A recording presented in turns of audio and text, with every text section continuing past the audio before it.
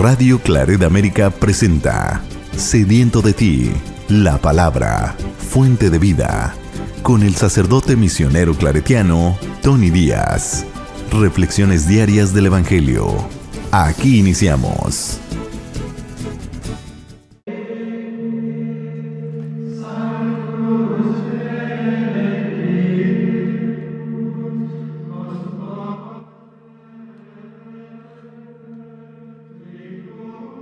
Bienvenidos hermanos a nuestras reflexiones bíblicas de las lecturas del día. Hoy es miércoles de la sexta semana del tiempo ordinario,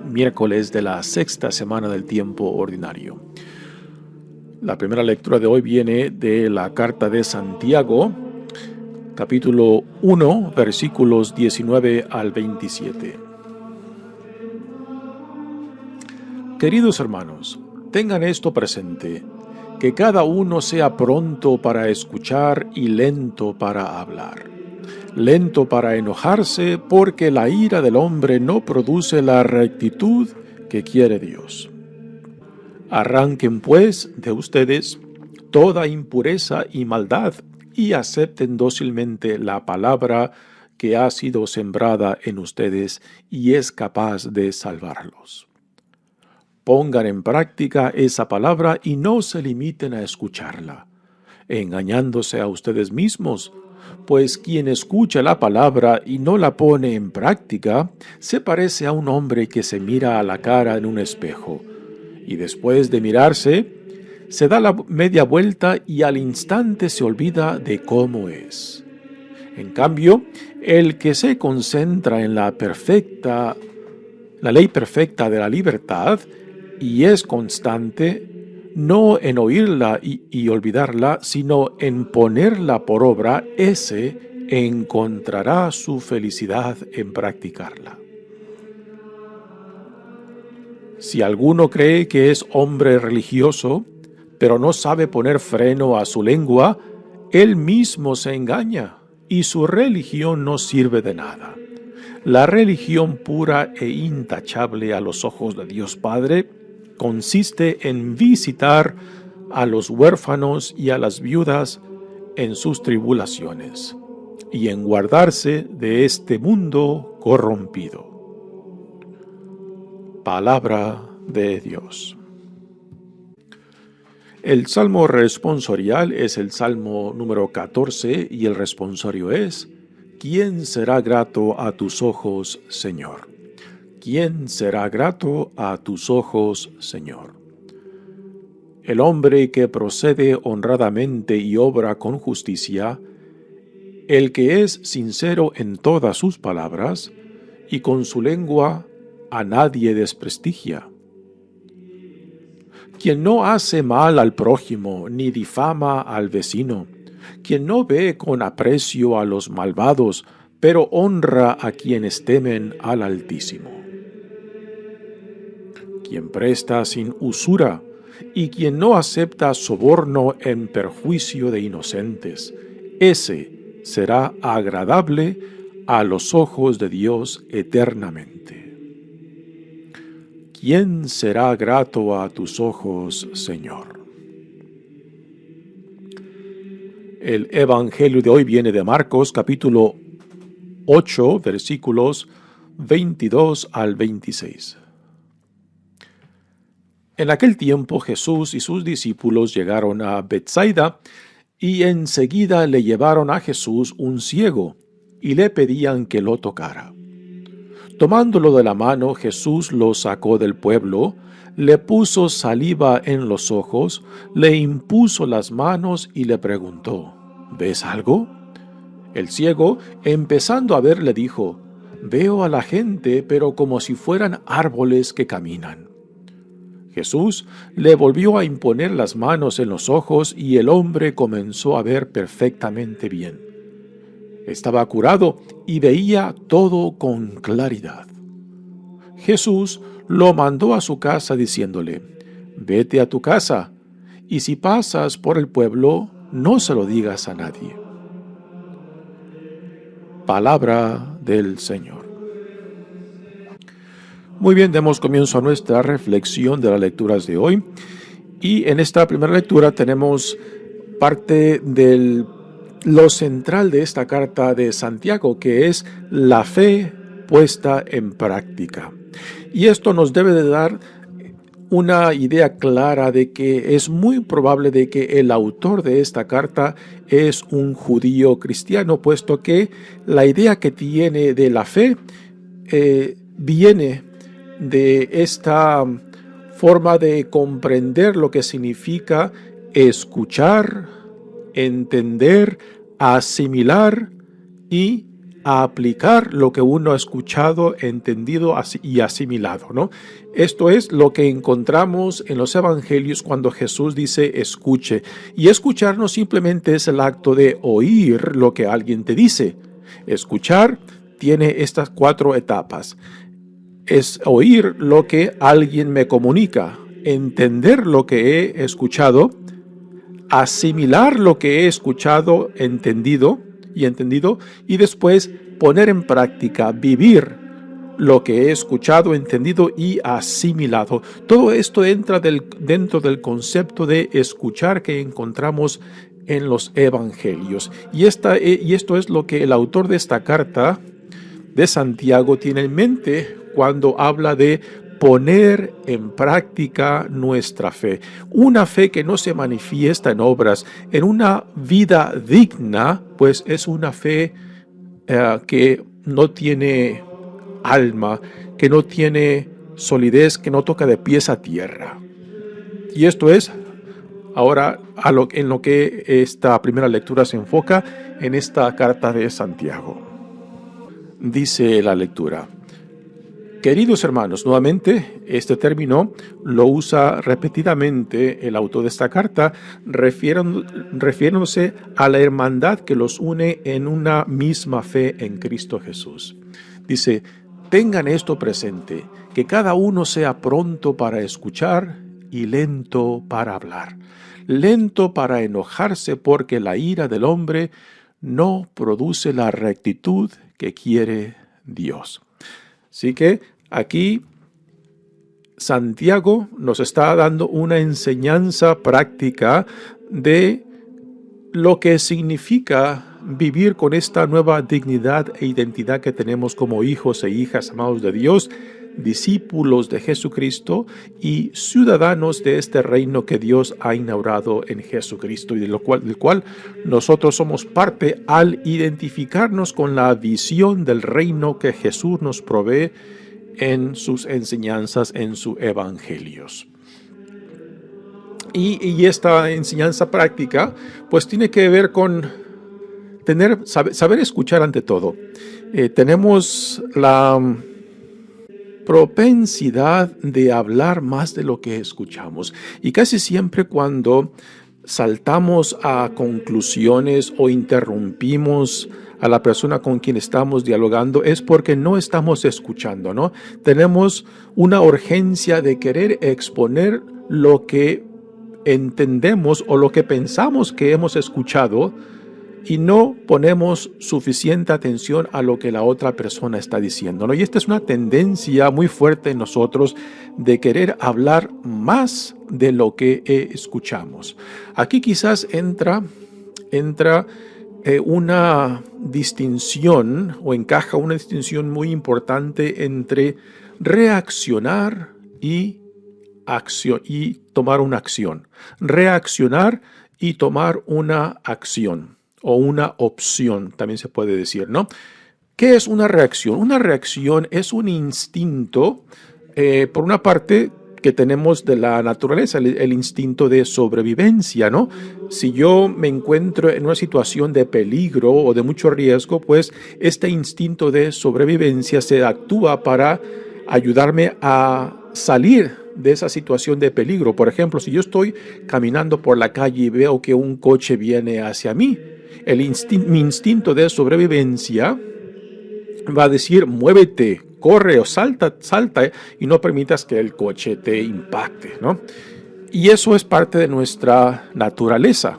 Igualmente, por ejemplo, si yo pongo mi mano en una estufa caliente, no voy a pensar: ay, la estufa está caliente, debo de quitar la mano. No, La voy a quitar instintivamente porque el instinto de sobrevivencia me dice que no permitas que tu cuerpo se dañe.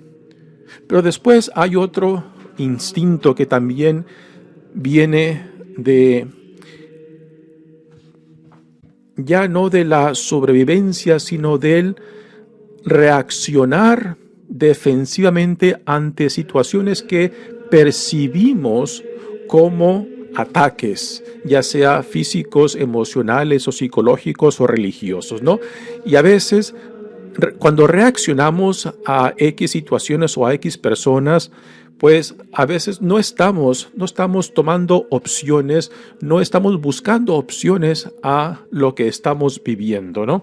Y cuando vivimos constantemente de la reacción, casi siempre estamos viviendo defensivamente en la vida. Y vivir defensivamente constantemente en nuestras vidas, pues es agotante. Es algo cansado porque constantemente estamos reaccionando y no nos damos la oportunidad de reflexión, por ejemplo, de preguntarnos, ¿no? En X situación, en esta situación, ¿qué es lo que está pasando, no? ¿Y qué opciones tengo para yo responder a X situación? Esta otra cosa que estoy describiendo es lo que le llamamos buscar una opción o tomar o actuar en X situación. Y cuando uno busca opciones, entonces se da la oportunidad de reflexionar qué es lo que está ocurriendo aquí, ¿no? Y cuál es la mejor opción, no solamente para mi propio bien, sino también para el bien del prójimo, ¿no? Y cuando uno busca opciones, entonces se da cuenta de que mi única opción no es simplemente defensivamente. Mi única opción no es simplemente reaccionar a X situación o a X persona, sino buscar una solución que ayude a mejorar o quizás a desarmar la situación de conflicto que está pasando. Porque cuando vivimos constantemente de la reacción, entonces no hay opciones para mejorar la situación o desarmar la situación. Y cuando vivimos constantemente reaccionando, pues casi siempre se va incrementando el conflicto, las emociones y la tensión en la situación en la cual nos encontramos, ¿no? Así que lo que Santiago está hablando aquí cuando nos pide que escuchemos bien antes de hablar o que escuchemos más y hablemos menos, yo creo que también aquí entra esta distinción entre la reacción y opciones.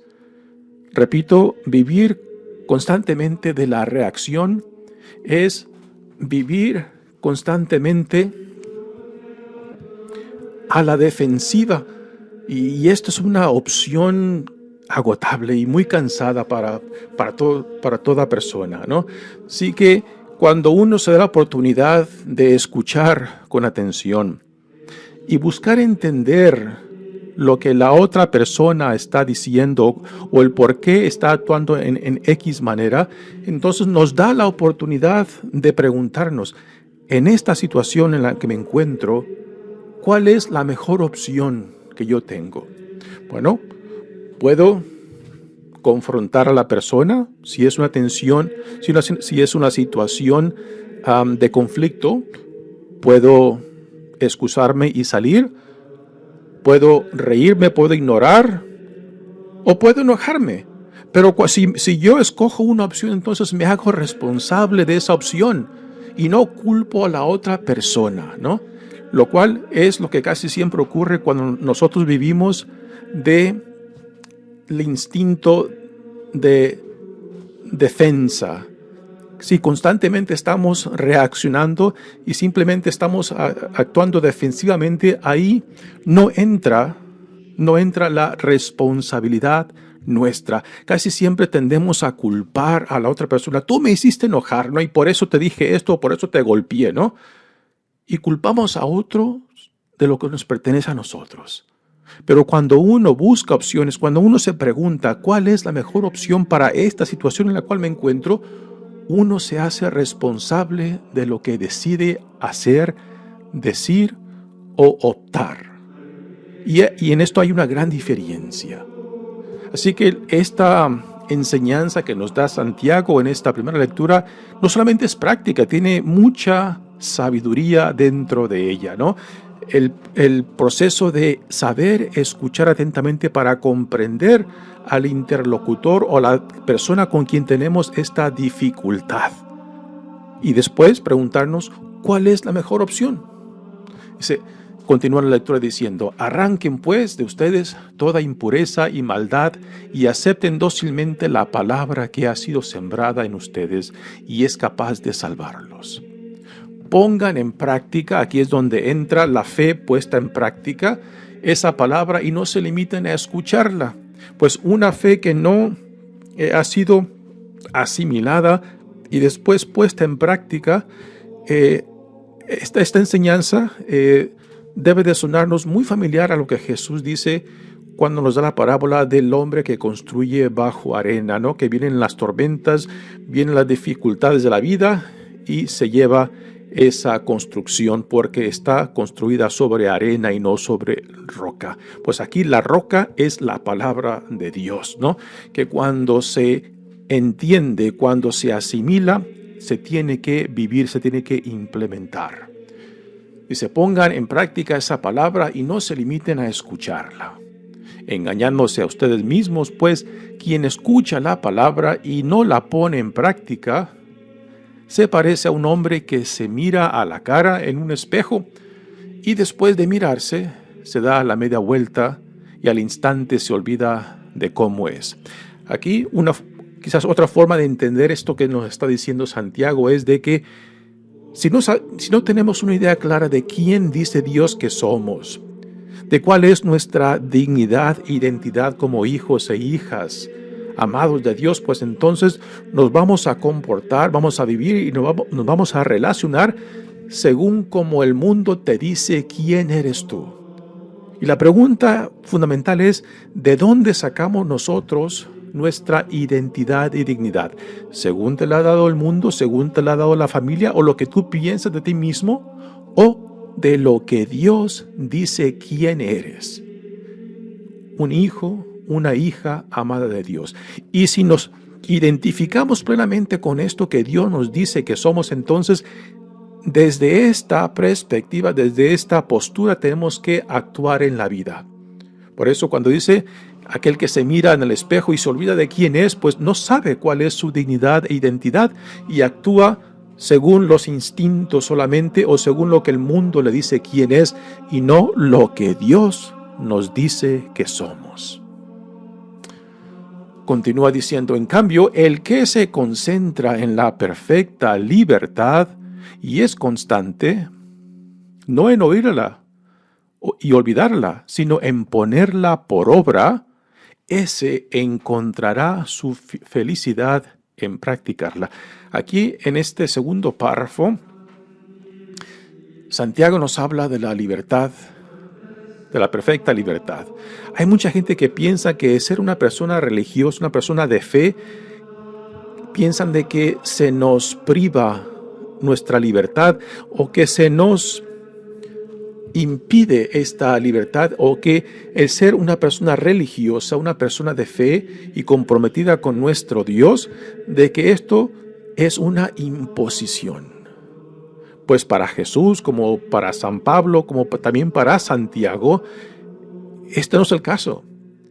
El identificarnos plenamente con la voluntad de Dios, el entender lo que la palabra que se nos da, el asimilarla y ponerla en práctica, Santiago nos dirá, San Pablo lo repetirá varias veces y también Jesús lo confirmará en los evangelios, de que esto nos da la libertad de vivir plenamente en el mundo, no según lo que el mundo dice que somos, sino lo que Dios dice que somos. Así que el identificarnos con la voluntad de Dios, ahí se encuentra la perfecta libertad.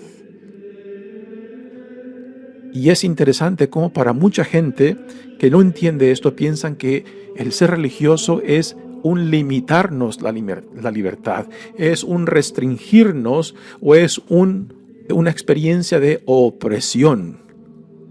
Pero es lo que vemos en Jesucristo. Para mí, una de las cosas que desde que era joven más me impresionó es la forma con la cual Jesús actúa en los evangelios, la libertad con la cual se relaciona, habla y se entrega a la voluntad de Dios Padre. Y eso fue uno de los primeros atractivos para mí de Jesús, su sentido de libertad, de expresión, de actuar y de relacionarse tanto con Dios como con el prójimo, ¿no?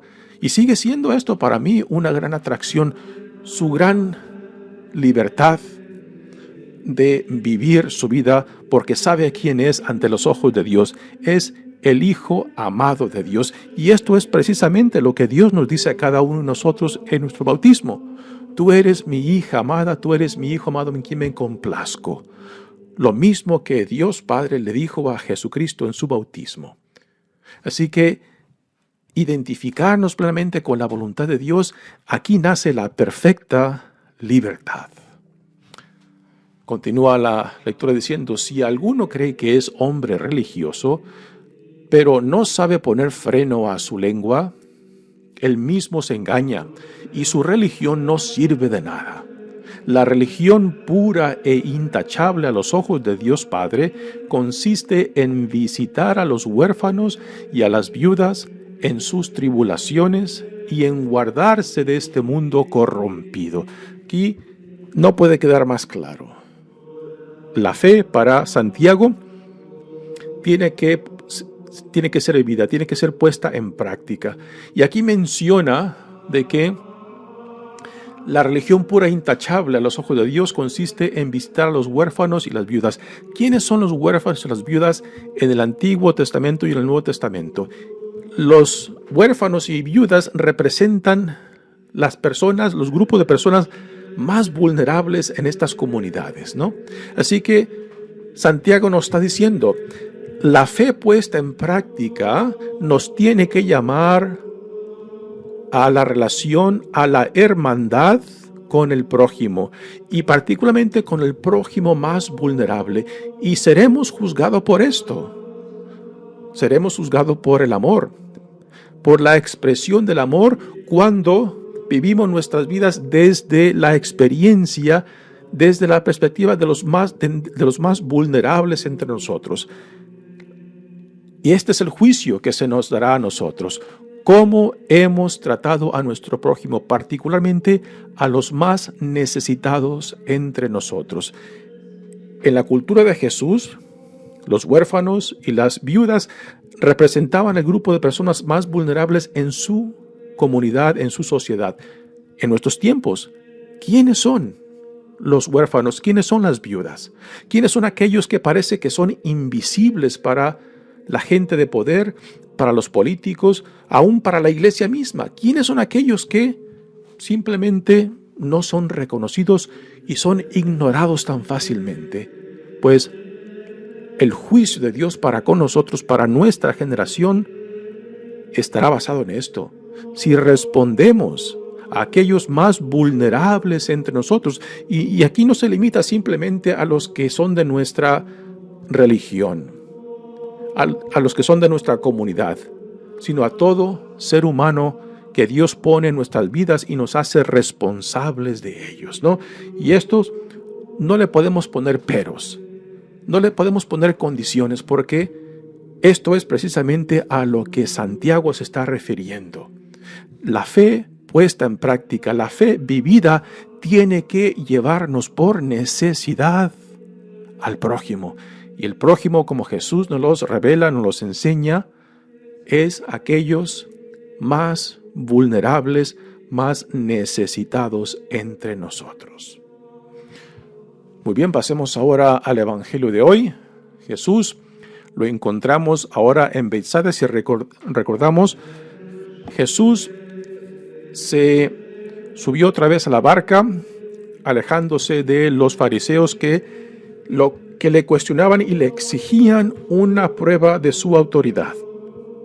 Jesús les dice que no les dará ninguna señal Después, en la barca, les enseña a sus discípulos que se cuiden de la levadura de los fariseos y de los del grupo de Herodes. Y Jesús se da cuenta de que, al igual que los fariseos, sus discípulos también están ciegos y sordos, que no entienden y comprenden. Y en esta trayectoria pues, llegan a Betsaida. Betsaida es el pueblo de origen de Pedro y Andrés, que son hermanos, pero que en los evangelios ellos ahora ya viven en Betsaida, y es en Betsaida, en la casa muy probable de Pedro, donde Jesús parece que hace de la casa de Pedro pues el centro de su ministerio en Galilea, de donde sale y regresa constantemente, pero ahora se encuentran en Betsaida. Y esta escena que se nos da en este evangelio, donde Jesús sana a un ciego en etapas, pues refleja. El evangelista Marcos nos dicen los comentaristas de que esta escena está puesta estratégicamente aquí para enseñarnos el proceso de reconocimiento, de profundización y de abrirse los ojos a sus discípulos, porque hasta este punto todavía están muy ciegos. No ven, no escuchan y no entienden. Y esta sanación del ciego no solamente es una sanación del ciego, sino también simboliza este profundizar, ver cada vez más claro, no solamente de los discípulos, sino también para nosotros que estamos leyendo este evangelio, que es un proceso constante al cual somos llamados para penetrar más en el misterio tanto de Jesús y del reino que Dios en Jesucristo está inaugurando. Así que esta sanación del ciego en dos etapas nos manifiesta el proceso de un constante profundizar, una constante conversión para ser cada vez más transparente en la misión que Dios nos da de ser sus testigos donde quiera que Dios nos mande. Dice el Evangelio: en aquel tiempo Jesús y sus discípulos llegaron a Betsaida, y enseguida le llevaron a Jesús un ciego y le pedían que lo tocara. Aquí nuevamente el tacto, el tocar a la persona es algo muy, muy interesante. Como sacerdote, yo esto lo entiendo muy bien. Cuando la gente constantemente nos pide oración, y no simplemente es decir una oración, ¿no? Es el tacto, es el contacto físico humano que también tiene esa capacidad, no solamente de acercarnos en hermandad, sino también el tocar físicamente a alguien, pues manifiesta lo que nos une en Cristo. Y también la gracia que Dios derrama por medio de nuestro contacto con otro, el contacto físico, ¿no? Así que aquí el hecho de que Jesús constantemente toca a las personas cuando son sanadas es algo muy significante. Tomándolo de la mano, Jesús lo sacó del pueblo, le puso saliva, nuevamente aquí la saliva que tiene cualidades curativas. Jesús la utiliza para esta sanación del ciego. Le puso saliva en los ojos, le puso las manos y le preguntó. Le puso las manos en los ojos y le preguntó: ¿ves algo? El ciego empezó a ver y le dijo: veo a la gente como si fueran árboles que caminan.